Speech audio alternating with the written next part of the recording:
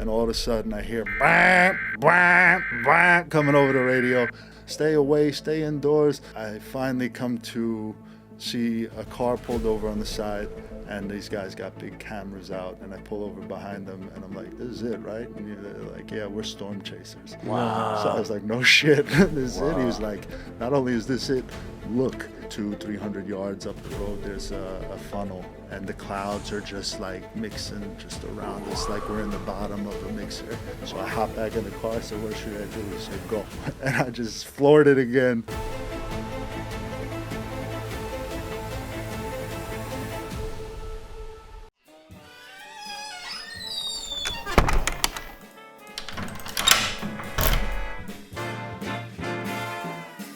Welcome, everybody, to the Closed Door Behind You podcast. Are we rolling? Yeah, so you should definitely open that while you intro. Today, our guest is Brian Morris. Welcome, Brian. As always, you have me, Doc Jud, and of course, to my left is our Lord and Savior, ChrisTos. What's up? Welcome. Thank you. It's great to be here. Nice to see you. Great to see you. I heard that you were taking care of your dad. You just took him to a doctor's appointment? We had a little doctor's appointment today. It was a follow-up for 2 little cuts he got on his fingers after a fall the other day. Wow. We were up in Boston. We had to go to a wake. His brother-in-law passed away at the age of 88. Wow, that's good at least. 88 is a good number. Wonderful long life. Yeah. He was a master carpenter, a father of 6, and a grandfather of 6, and left behind an incredible legacy of love. And, we were sad to be there, but all grateful to be there celebrating him together. You know? You were Cheers saying that to you've been... him. Yeah, cheers to him. Cheers. Water's up. Thank you, guys. So you were telling me, though, that you've been training your dad? Yes, so basically in October last, he had been in and out of hospital for months and even years before that, had some heart issues and things, and his body had become emaciated and he wasn't, living very sedentary. And in October, my mother and sister had gotten him a wheelchair just to help him along because he was having great difficulty walking and at risk for falling. So we decided to start training together. He asked if we could do it after a visit to a gym that I used to work at where my old teachers still work and train. And since then, we got him out of the wheelchair. He's training with me regularly. He's staying with me at the house sometimes, a few days at a time. And he's doing squats and planks. And I do, I'll put pressure into his body from different angles just with my hands, and then release and make him stabilize and catch himself. Cool. So just activating the nervous system, the fascia, stretching again. Nice. He's 83 years old now, so... But he's progressing extraordinarily well. Does he need the wheelchair anymore? No more wheelchair. Wow. He came to my house the last time with a walker, and he brought it upstairs and never used it again. And we walked to the cafes in the neighborhood, and I assisted him up the staircase instead of the elevator, 3 flights at a time now. Wow. Our goal is 6 flights without me having to Dude, I can't stabilize. even do 6 flights. I was gonna say 6 flights. That's a 6 lot. flights is a lot. Yeah. No, the idea is to push to your limits and a little beyond, no matter what age What is you are. he trying to when be you a start. Navy SEAL? Yeah, that's the long-term Buds goal. is next year. Yeah. That's So you were saying, though, that you also you train a little bit of martial arts as well. What form of martial arts? well. do you Who train? is Brian? Great question, Brian. Who are you? So I'm Brian Morris, and I'm from Queens, New York originally. I'm a comedian and a martial artist, as you mentioned, also a producer, and for 4 years here in the city, I was also a gallerist. I had 3 fine art galleries, 2 here in the Lower East Side and 1 up on 32nd Park Avenue. And in the galleries, I showed over 100 emerging and mid-career fine artists, and when I closed those in 2017, I started producing comedy at the legendary Soho Playhouse, and we did that through the pandemic. Probably put close to 300 comedians on stage there. Nice. And I'm actually just a kid from Queens. Are you Pisces? My rising is Pisces. I'm an Aries. Ah, very Yeah, cool. Yeah. Very What are you, cool. you trying to date me? What are you doing? No. I just the way that you said your intro was like very much like like a job interview, but so I wanted to spice it up. With Are you this guys from the next same time. neighborhood in Queens? Actually, we live super close to each other. You're from yeah. what's it called, Sunnyside? No, I'm in Woodside. He's in Jackson Heights. Right? Oh, okay. Correct. Yeah, Jackson but I'm Heights. from Woodhaven. Okay, Yeah, which is down like by the cemetery. Yeah, further down, Jamaica Avenue, right on the border, East New York, over there in Oh, Cypress Hills. oh, yeah. over there. Yeah. Okay. Yeah, he's Ozone actually Park. from the cemetery. Like he came from the ground. Yeah, I've got an office in Howard Beach. sure, right there. That's over there. Yeah. Yeah. That's a fun ride home at 5 p.m. Back to Yeah, the city. yeah, the best. Past all the zombies. Yeah, Oh, it's just like, dude, it's slow going. it's slow. It's definitely. And then like if you get a little stretch where you're like, oh, I can open it up here. All of a sudden, you like go 30 miles an hour, and you realize that they just took a picture of your camera, and now you're 5 miles an hour over, and they're sending you a ticket in there. Yep. Yeah, and yeah, it's yeah, $65 at least. Yeah. It's terrible. So you were asking about martial arts? Excuse me. So yeah, I study. Well, I studied a little bit of jiu-jitsu and boxing for a few years when I was in my 20s before I started training Chinese Kung Fu. Japanese jiu-jitsu or Brazilian jiu-jitsu? It was Brazilian jiu-jitsu. Cool. With Henzo? No, my teacher was I'm not sure who his teacher was, but he was a mixed martial artist from West Virginia, and we were working together at New York Sports Club on the Upper East Side. Oh, okay, cool. So he was actually injured in an underground cage match, I believe, in Washington, D.C. Whoa. when he was in college. Wow. He went to Penn State and basically paid for school fighting. And Jesus. I believe his father was from Nicaragua and taught all his kids how to fight growing up. Wow. And would like take them into the woods and blindfold them and spin them, and they'd have to find each other and submit one another. So this is my teacher. What? But he got paralyzed in the fight. He got an elbow down to the back of the neck as he was shooting in on an older fighter who was he was getting the best of him, and he was paralyzed for I believe 6 or 8 months from the neck down. And yeah, when the swelling subsided and they put him into traction, and because he was such a well-trained athlete and fighter and had that will, he recovered, but he could never fight again. So he taught a bunch of us trainers regularly. Well, I wouldn't want to fight again either. He did want to fight again. He did? Yeah. Wow. So how does that work medically? Like with the, like getting his spine or whatever paralyzed for only 8 months, though. Well, he probably had like a contusion rather than actually like a severed cord. Typically what will happen is, well, it depends. I mean, there's so many different mechanisms that you can hurt your spinal cord. For example, you can have a really bad flexion injury where your disc herniates, and then the contents of the disc kind of go through a little a slice in the wall of the disc, and it pushes against a cord or it pushes against a nerve, and it could affect downstream the distribution of the motor sensory function of that particular nerve. So it sounds to me like, or you can have a fracture of the actual bone, and then you could have bleeding, which will then form a hematoma, which is basically a collection of blood, and that hematoma can then expand out and start hitting some of the nerves or the spinal cord itself.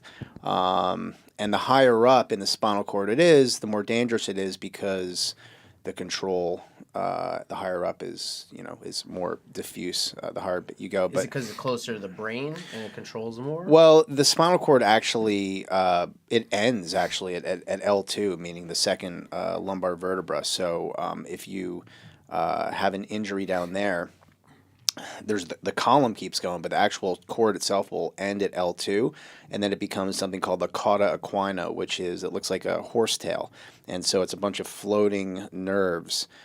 So you're a lot more resilient to injury below L2. But if you have an injury where somebody, where you have a traumatic injury up high, like this gentleman sounds like he did, it could be, blood force to the soft part. It's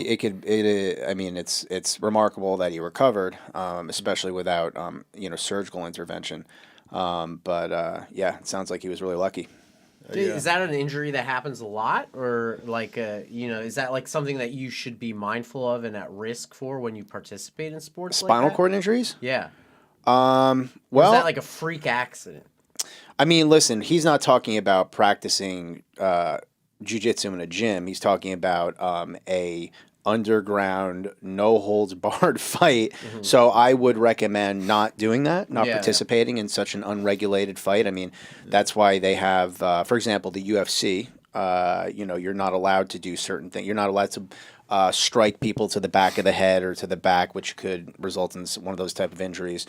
You have a referee to break things up when things. You're not allowed to pick somebody up and like pile drive them into the mat. So there's different rule sets, but once again, that's they make it into a sport, and it's not no holds barred. What this gentleman was doing, his trainer, is probably the most dangerous thing you could do. So But mean, cockfights are so cool. They have their regulations and rules there too, but Yeah. and this was definitely not a legal blow within the context of that arena either. Oh, right. But when you get into that kind of situation, anything can happen. Okay. Well, so But that's not to answer your question. I don't think it's a particularly super common injury, but you're getting punched and kicked toward the head, and the neck is right there, the spine is right there. You catch one of those blows the wrong way, and things can go south quick. Yeah. well, I'm That's crazy. surprised that more people don't have intracranial hemorrhages after being hit that many times. Yeah. Especially like, when it goes to the floor and somebody's, like unleashing elbows and the referee hasn't jumped in to stop it after like two or three like gigantic blows. Yeah. There's a lot to be said for the conditioning that these people put themselves through too. Your point certainly valid, but these are some of the toughest people on the planet. Yeah, I agree, but I respectfully do disagree that you can't really train your brain.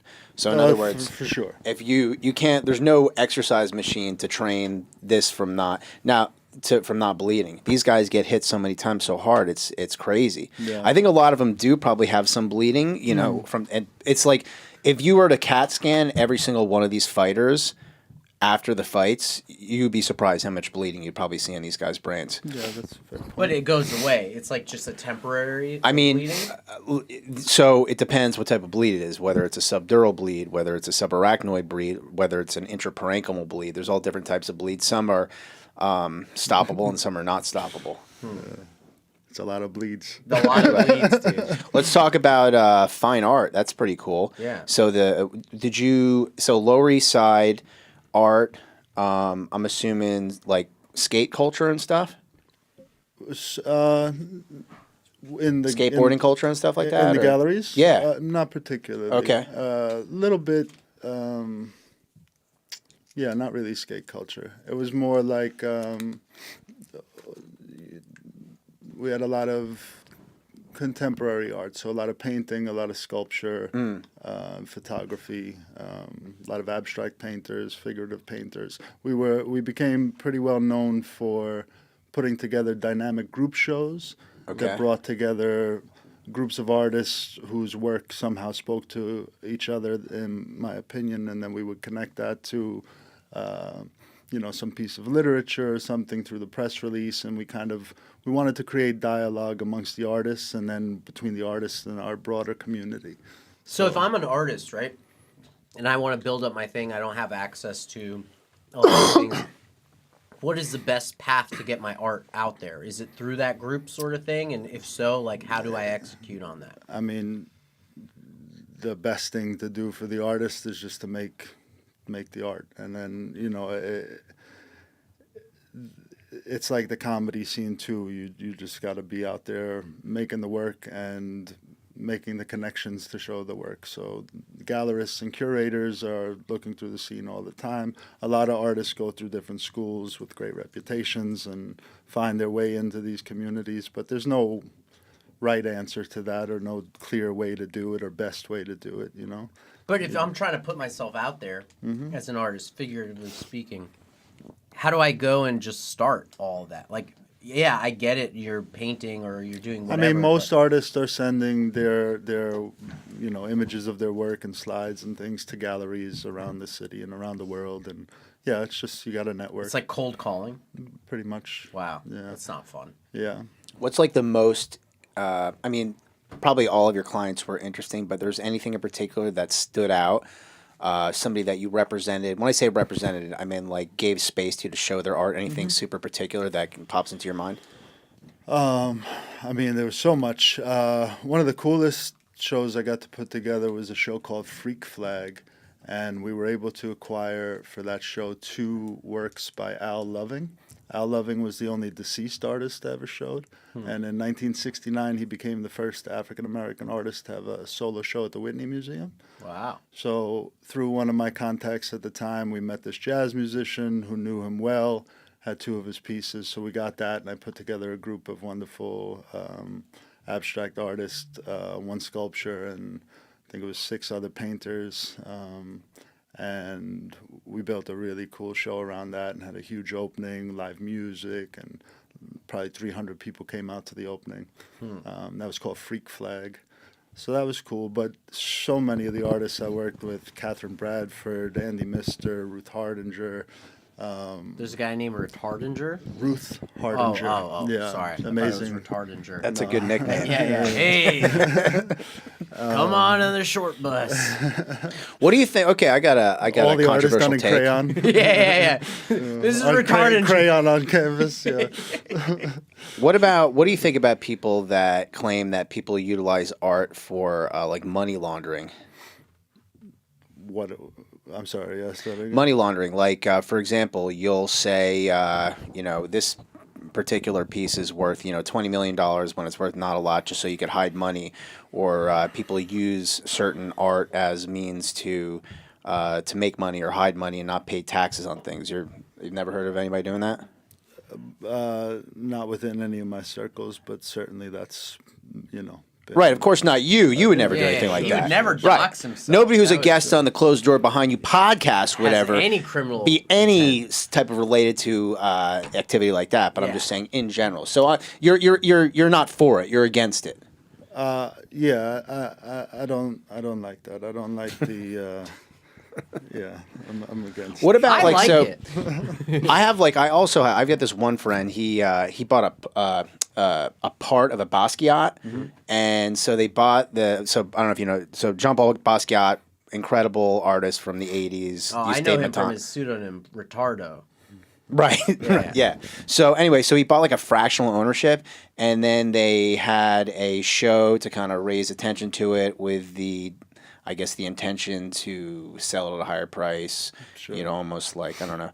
I've heard of things like that with different art and different artists. Yeah. Does that piss you off because like you feel like people are taking advantage of the scene? It doesn't really. I mean, I don't really pay it too much heed, to be honest. People are gonna do what they're gonna do.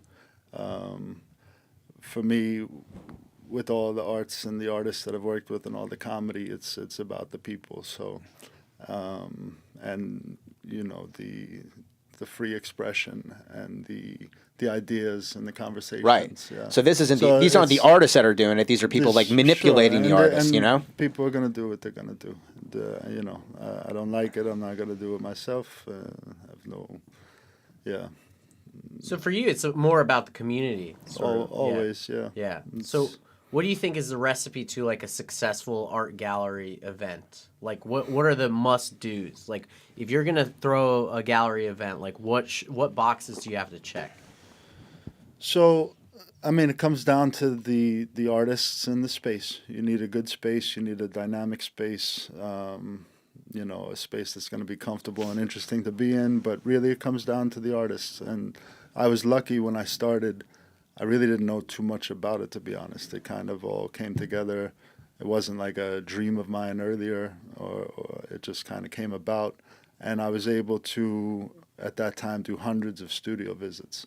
And all over the city, there's these incredible spaces that for 10, 20, 30, 50 years have been cultivated by these brilliant people who have dedicated, so much of their time to figuring this thing out. And by this thing, I mean just our being, and their creative impulse. And there's been some, just masterfully curated spaces that I've seen. Well, what makes a good space? Like high ceilings, white everything. Like what? Yeah, I mean, the white box space is great because you can really just highlight the art and make sure that it's lit well and it's the focus and it can liven up that space. But really, like the space I was working in up on 32nd Street had these old mahogany walls, and it was an old Persian rug showroom prior. So it wasn't like a traditional white box gallery space, and it felt really, really cool. And is it gone because 300 Spartans went It's a in? restaurant now. Oh, interesting. Spartan restaurant, I believe. No. It better be, dude. So Persian rugs, they were kind of cool because they're like so intricate, and it's very impressive. But like sometimes you have the people poo-pooing like modern art because they're like, well, I could fucking do that. Or like Andy Warhol, just like screen printing and doing that kind of stuff. Like, what But do they you say can't. those They can't, and they don't, and they didn't. They can't, and they don't, and they didn't. Yeah, That's it. if they could have, they would have done it. You think so? I believe so. And a lot of that work. Listen, there's a lot of art out there that I don't think is particularly very good and hasn't. And when you look at enough of it, you start to develop an eye, and that's the best gallerists that have lasted the longest and that have made the biggest impact. They've done that. They go, like, you spend time with the artist and learn about their processes, the materials they're using, why they made these choices, how they've evolved, and what they're making. And if that, it's the same with the martial arts, right? If you could go and learn a lot of martial arts, a little bit of each, or you can go and practice some of the moves, but if you don't put the real work in and the countless hours to really understand the thing, then it's going to show in how you express that martial art. The same with the paintings and the sculpture. Okay. If you haven't dug into the, if you're not willing to spend that time and go into those depths, it's not going to resonate the way great art does. Okay, well, what about the guy that taped the banana to the wall? What about him? Like, is he a visionary or? I mean, I don't know him personally. I think that, a piece like that, it's not. I mean, it wasn't particularly interesting to me, but I understood why he did it, and he certainly capitalized on it. But I don't know. I didn't put too much thought into that when I saw it. Interesting. Yeah. I thought it was almost, and this is my own like naive interpretation of that. I almost felt like it was more of a performance. The person who purchased it. Mm-hmm.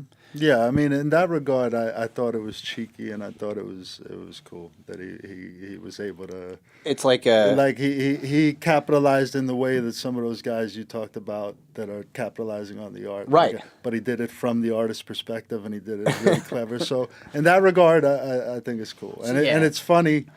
From the comedic perspective too, I think that. Yeah, I want to find out more about what's going on with the comedic side of you. Like, what's happening? You're doing shows, you're performing, you're running shows as well as so actually, performing? Starting next month, I'm actually announcing it here first. I'm starting a new production company called the One Stop Drop. And that's we're going to do productions that integrate fine art, comedy, music, and cannabis. Actually, Cool. 4 of my passions. And after a year of programming, we intend to work in the health and wellness and martial arts angle to it too. So it literally is the one-stop drop where you can get everything New York City art and culture. How is that going to work? How does that all combine? So. Over the next year, we want to produce comedy shows monthly to start, and then we'll increase the frequency of that as things pick up and we start working with more venues throughout the city. So for the first year, we're going to be popping up all over. Mm-hmm. And then over the first 12 months, we want to do 3 fine art exhibitions that I already have begun curating, and some music events, and then maybe 1 or 2 events throughout the year that bring them all together festival style. Mm-hmm. And then after the year of programming, we want to start looking into our space, where then we'll create a space that can include all of these things, and hopefully either upstairs or downstairs have a full health and wellness center for martial arts, yoga, massage, all of these things. Wait, the massage? Can you get a massage during the comedy show? No. Yeah. That sucks. I mean, maybe while one's going on up or downstairs, yeah. But that's going to be, that space I have envisioned is going to be like a cafe, cabaret, gallery. So it's going to be dynamic and transform throughout the day into the evening, and have a fun vision for it. But we're going to take our time step by step to get there. Could I do a set while getting a massage? You cannot. Why You're not? not even welcome there. Wow. No, I'm only kidding. Jesus. I mean, if you want to do a set where you're getting a massage on stage while you do comedy, that may be interesting, but it might just be weird for everybody. That's the point, right? It's right. kind of like the banana. Well, I am an advocate for the weird. Exactly, dude. And anyone who's ever seen me perform would tell you the same. That would be dope, right? Just getting a massage while you're doing stand-up. Or a rectal examination on stage. Or both. While I thought that comes smoking, with both. while engaging in smoking cannabis. Right, yeah. If it's Behind like a really cool, behind it, somebody doing a painting live. Oh my God, yeah, you're like smoking a bong while getting a thing, and then like the microphone stand is over there, and you're just like, Somebody's got a colonoscope up their butt, and then they're like they're filming it or they're showing it live. yeah, and then someone's doing somebody's- like impressionist paint. Yes, and then somebody's doing a comedy skit behind it. Ooh, Dope. that's the one-stop drop right there. No, it's definitely not. All right, that's it, guys. We're hitting the lightning round. Welcome, everybody, to the Lightning Round here on the Closed Door Behind You podcast. We have something called the Lightning Round, in which we ask the same questions to our guests. So, Brian Morris, I'm going to start it off. I've got a question for you. So, if you could invite anybody live or dead to dinner, who would you choose?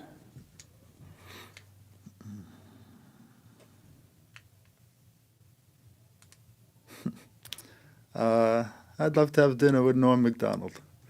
Interesting. Yeah. I missed meeting him one night at Caroline's that I was supposed to go, and he was there, and a couple of my buddies were performing with him that night. And I was going to go, and I forget what happened, but whatever it was, I probably should have skipped instead. But, shortly after that, he was gone. So, Did you Yeah. know that he was going to be there? Or it was oh, yeah, Oh. I knew that. But I can't remember why I couldn't make it, but I was going to go. It was in my head to go, and then it didn't happen. And then, we lost him. But I would love dinner with him. What would you guys talk about? Probably, I don't know, all sorts of things. Running around gambling. Nice. Yeah. What is one hack in life that you have that you think more people should know about? One hack in life? Yeah, like a life hack. I'm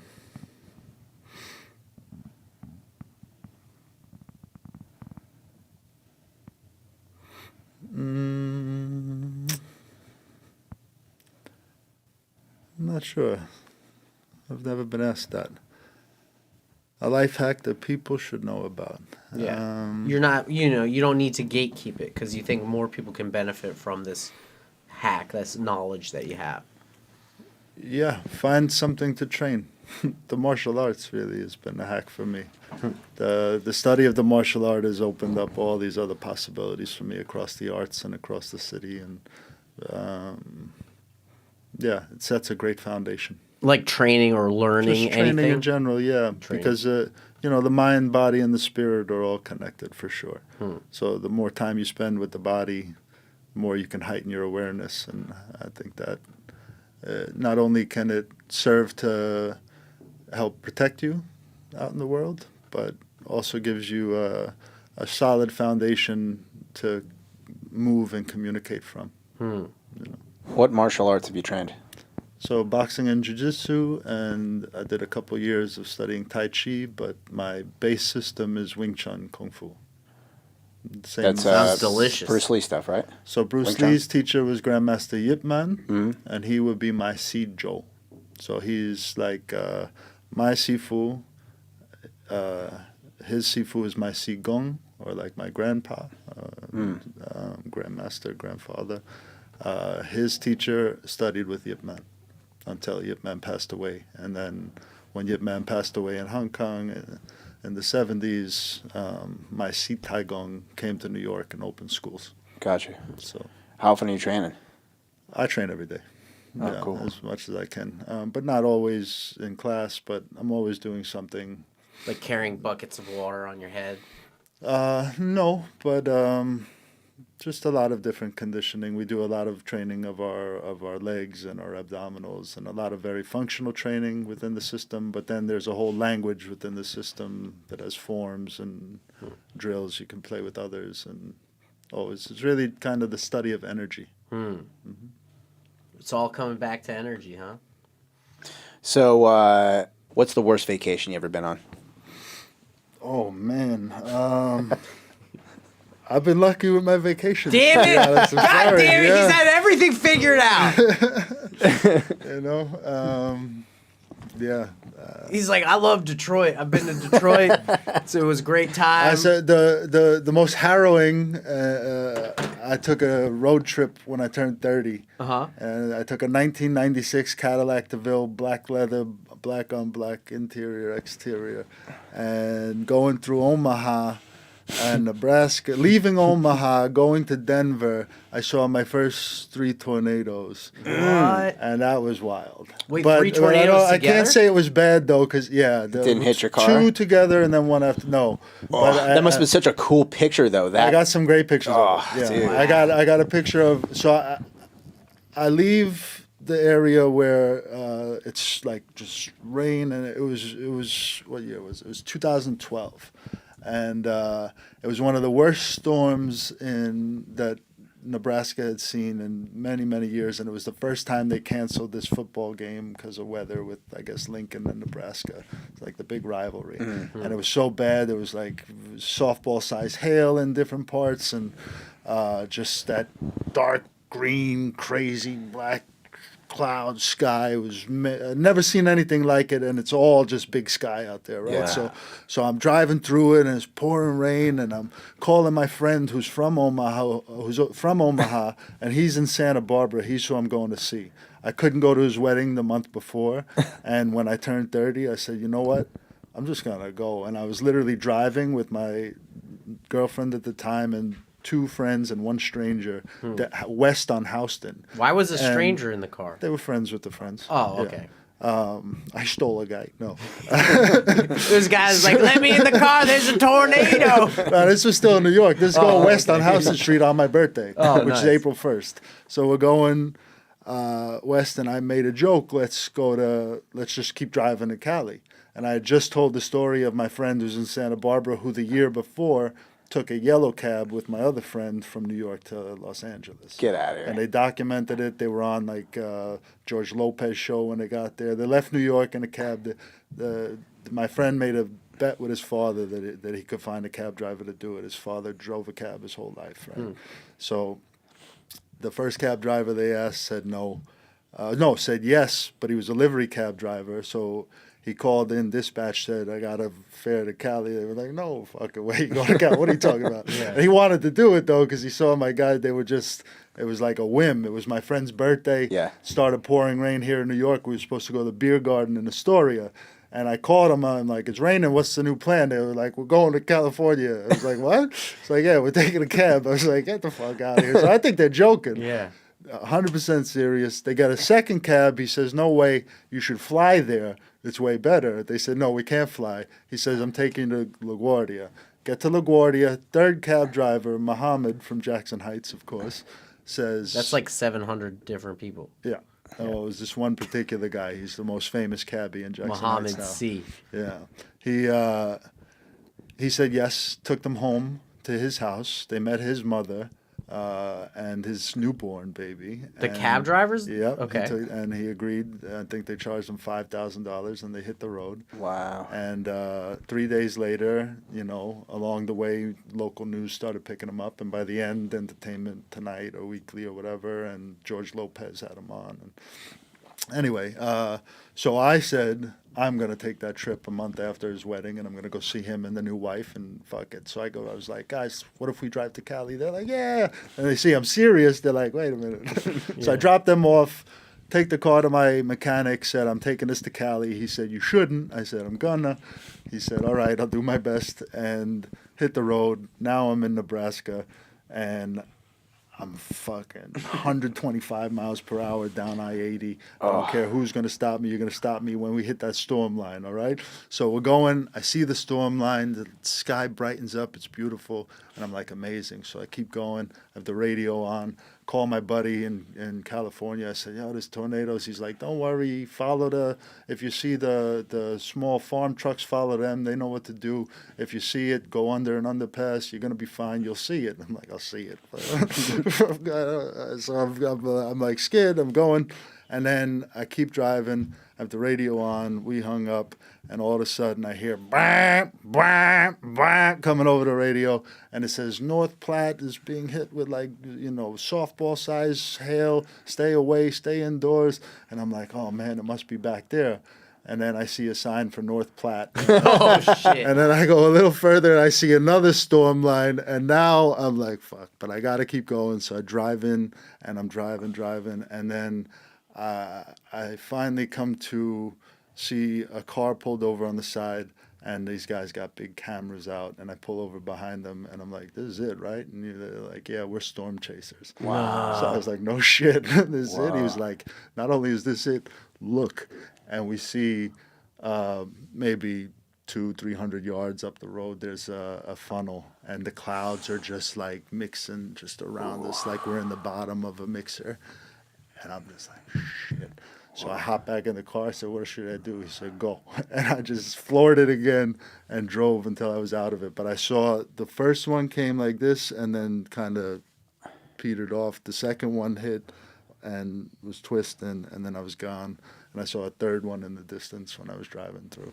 Wow. And then it was like the rain was crazy. I didn't get any of the hail, thank God, but I saw hail on the floor when I was driving past when I got to the other side of North Platte. Like North Platte was in off the highway.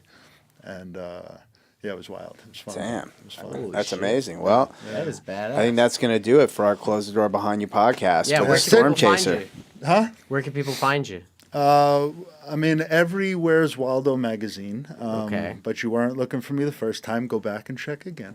Okay. But no, you can find me, Brian Morris Galaxy, on Instagram. Next month, you'll be able to see the one-stop dropping all over the city. Mm-hmm. And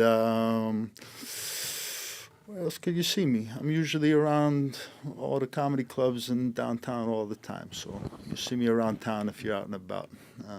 Hell yeah. And if you really need me, I'm so old school, you could just stick your head outside of any building's window and you just call my name and I'll pop up. I did that. No one showed up. Everyone just You didn't do yelled that. at me. You didn't do that. I did. I'd be there. I would have been there. All right, Do it I'll again. try. Do it We'll again. test it. Film it this time. Well, I'll film it. Yeah. I will. That's how you got him here today. Yeah, that's true. That is how I got you here today. Natalie Nat. Yeah. Yeah. Close us out, Doc Jud. And that's going to be it for our Close the Door Behind You with Brian Morris. Peace out. Peace.